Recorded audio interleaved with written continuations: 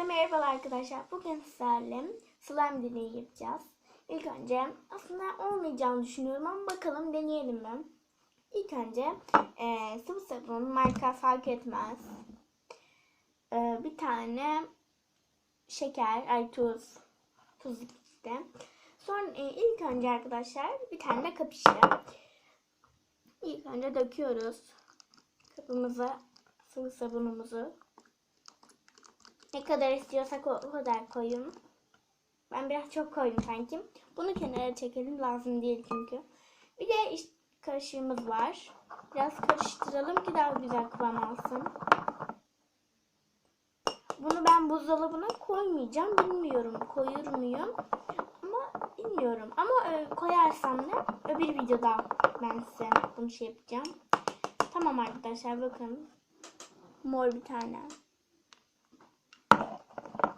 Olunca ama büyük ihtimalle olmayacak. Bu deney, olacak demiyorum ben.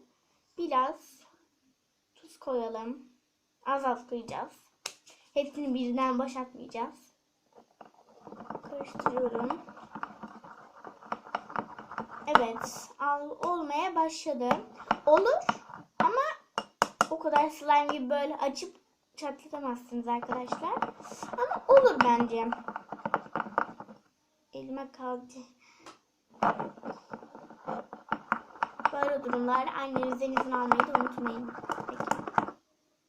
Bakın arkadaşlar, şöyle göstereyim. İnşallah dökülmez ama.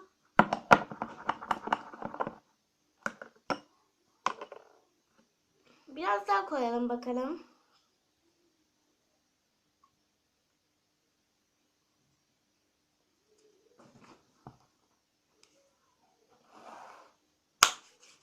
Bakalım olacak mı? Çok merak ediyorum şu an. Arkadaşlar, slime yapmamı istiyorsanız like atmayı unutmayın. Evet.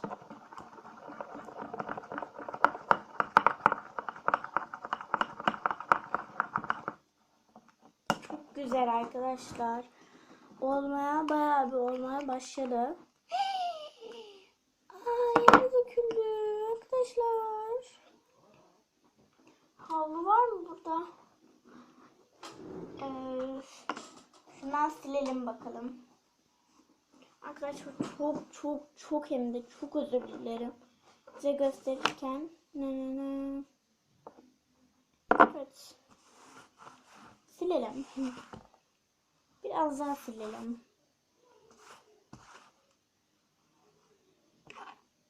Çok şöyle. Sildik arkadaşlar. Yani çok sayılmıyor ama sildik. Biraz daha sıvı sabun ekleyeceğim ben arkadaşlar. Çünkü çok az kaldı. Biraz daha sıvı sabunumuzu ekleyelim. Şu an ışık çok kötü gelebilir, bir dakika. Evet. Ekliyorum. Ekledim şu an sıvı sabun. Biraz daha tuz.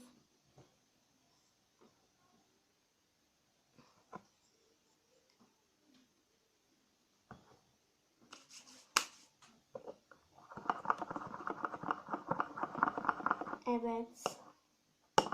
Olmaya başladı gerçekten.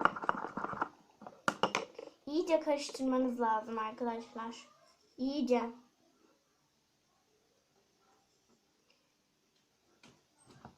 Çok karıştırmanız lazım.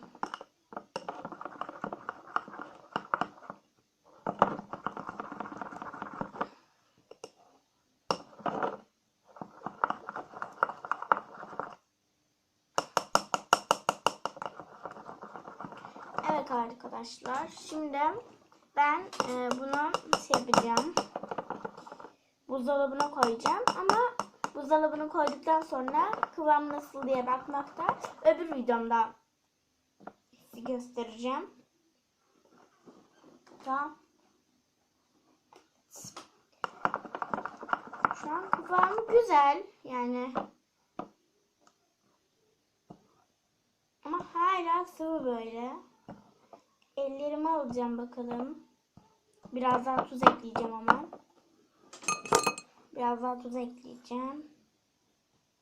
Ve ellerimi alacağım.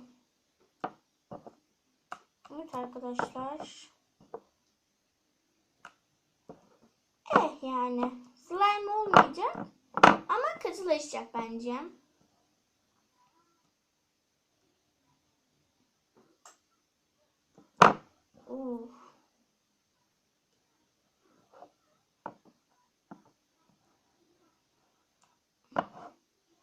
Çok şey.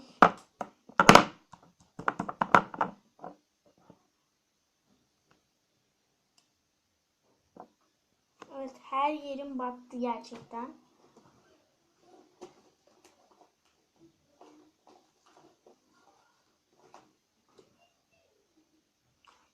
Evet arkadaşlar.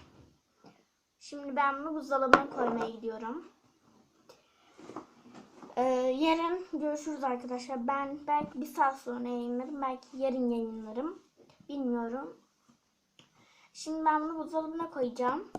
Bakalım katılaşacak mı, katılaşmayacak mı? Şimdi göreceğiz arkadaşlar. Görüşürüz arkadaşlar. Like atmayı unutmayın.